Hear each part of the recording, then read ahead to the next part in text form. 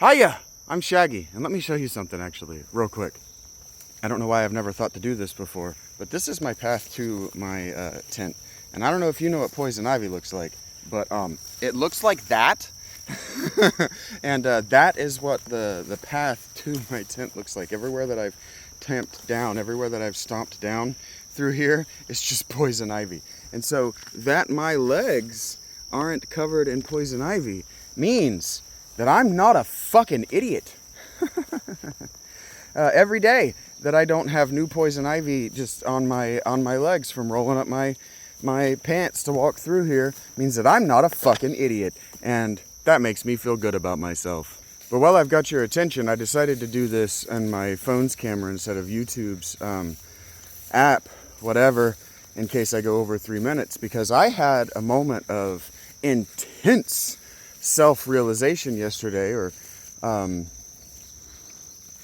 what's that called when you look inside yourself? Introspection. I had a moment of intense introspection that normally I would just talk my way through with Gemini, or I would bring up in random conversation with one of my friends, or I would have talked to about my therapist, almost fell down the hill, and completely overwhelmed her emotionally with what I was grappling with, because as it turns out, normal people aren't exactly ready to grapple with the advanced or even maybe expert, master, God level of theology and existential questions. As it turns out, and William James wrote about this in the varieties of religious experience, so I am not saying anything idiosyncratic. And again, that's why I read these great thinkers in the past, because if I can't find commonality with normal people, who can I find commonality with? That was a question I asked myself when I was about 6 years old. If I can't find commonality among my peers, if I'm already so different from my peers, whom am I like? I'm not the first person who was born like this. I'm not the first person who's undergone any of the experiences I'm undergoing. Even by first grade, I was reading the Arthur stories, so I had a working understanding that the Middle Ages were a different time. Those were just different people. And so anyway,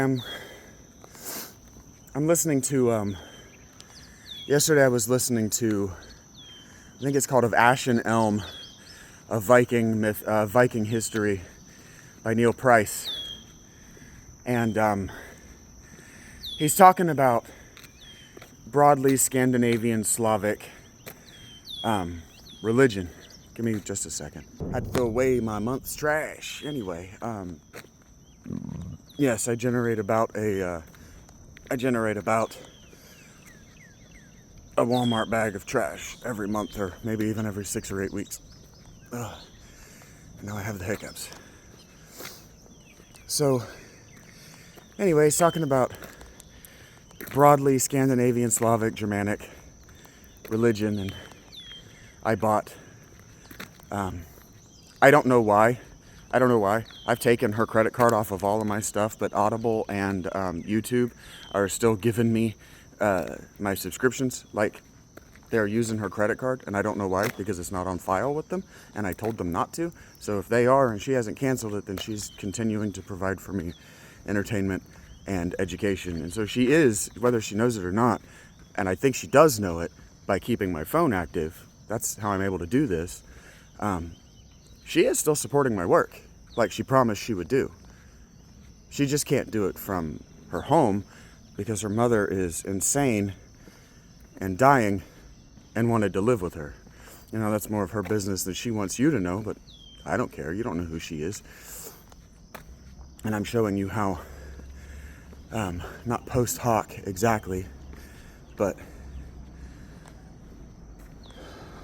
information acquisition can help even with severe grief like mine.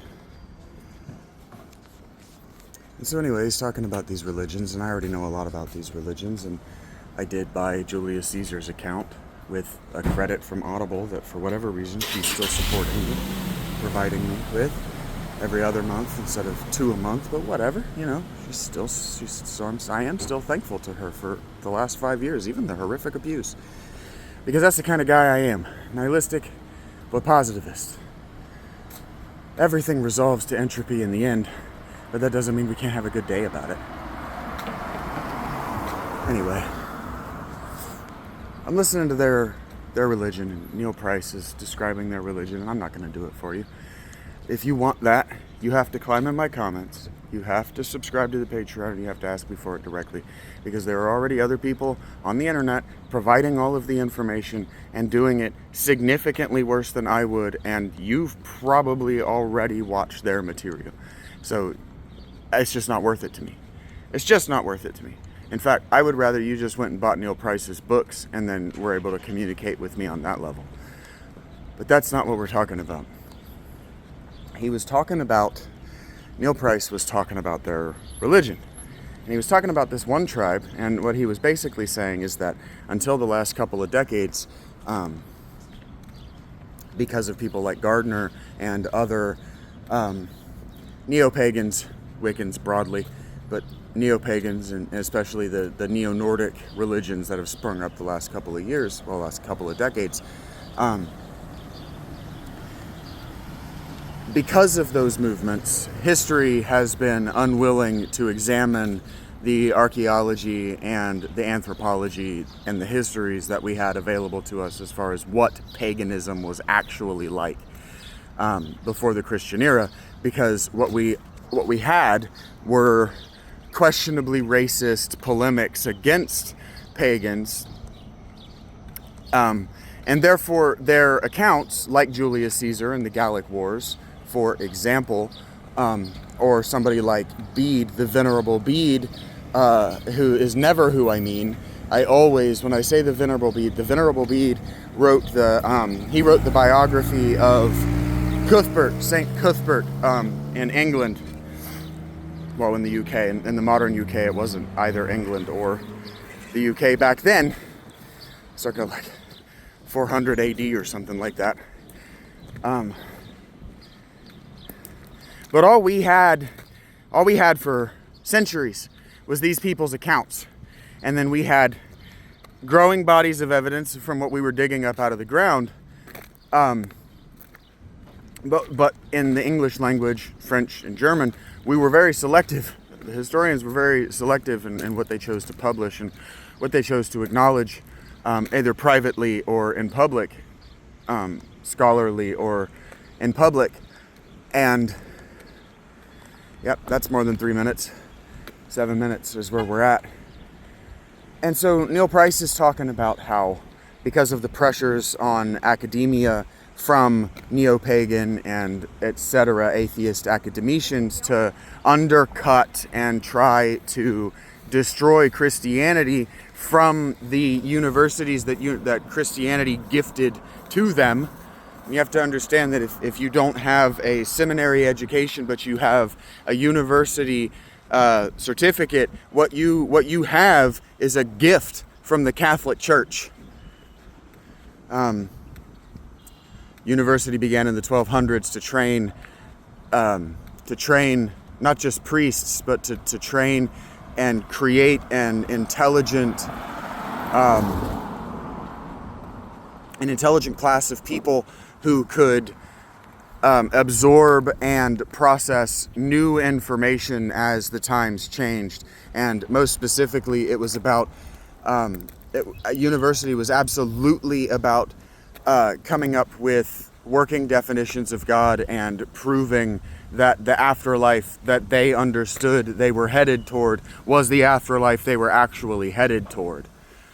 These things were very important before the Renaissance, and then the Renaissance lost itself up its own ass trying to learn Greek.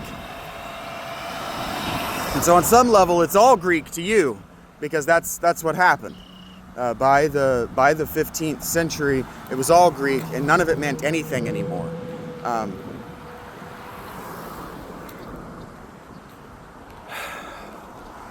So now I don't even remember the abstraction I was going to talk about.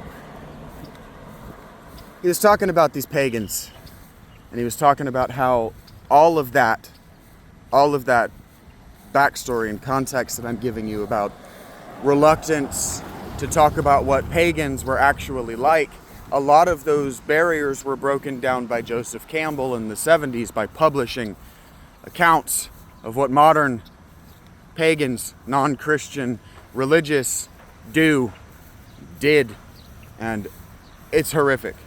And so there's one story in particular that I'm thinking about. I was listening to this book, and he was talking about this one particular Slavic tribe who maintained a pagan ritual beyond the Renaissance. They did not Christianize until, I think he said, the 16 or 1700s. And so the accounts of what they were doing in their town and surrounding areas were written in a time when printing presses existed.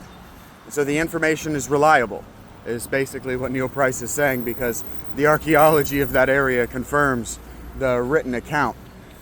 And the written account was that every 9 years, I found this remarkable, every 9 years the town would sacrifice 99 adult men, 99 hawks, 99 roosters, and probably 99 sheep and cattle.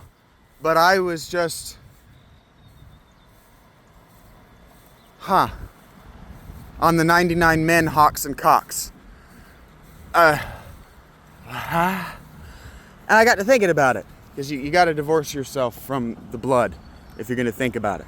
And that's one of the things that I really actually like about Neil Price's book, is he says, okay, now what we can't do is divorce ourselves from the blood, because these are interesting things to talk about, but you have to understand that, like, these Viking funerals where this slave girl is unconsensually molested by all of the males associated with the dead guy for 10 days and then set on fire while alive. You have to remember that these come with associated sights, smells, and feelings on the inside of your body. Like, one of the questions he and I were both asked, we asked it at almost the same time. I thought it, and then he wrote it, is, I don't even know how you could be aroused to do that to a human being in the circumstances like chopping horses apart while alive with giant swords. Like, I don't know how you could even be aroused. But they were. They felt it was their duty to do these things to celebrate that guy's dying. So the 99 men is a lot. Like, a lot. 99 is a lot. And so I got to thinking about it, and I'm like, well, if you're this Slavic town, and you have to understand that Slav, S-L-A-V, that people group, is where the modern word slave comes from. They were the original people in Europe that people from the northern parts of Europe raided for unconsensual, unpaid labor. So the thing that that exact landmass, that exact spot on the landmass, would later do, I'm talking about you, the Netherlands, would later do to blacks, Africans, they had been doing for thousands of years to the Slavic peoples. In fact, this is why the Slavic peoples today are so backward and hateful of themselves and of one another. Like the whole, is it the Bosnian genocides? All those genocides in the Czech Republic and surrounding areas. When I was a kid, all of those date back, all of that racial prejudice dates back to the Viking Age, the 10th century and beyond. And so if you're the Slavic people who are being preyed upon for unpaid labor in Scandinavia, France, and the modern UK,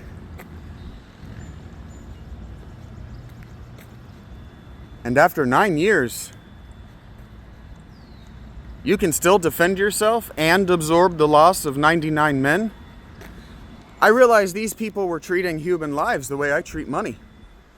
If you have it, spend it. And if God loves you, He'll give it back.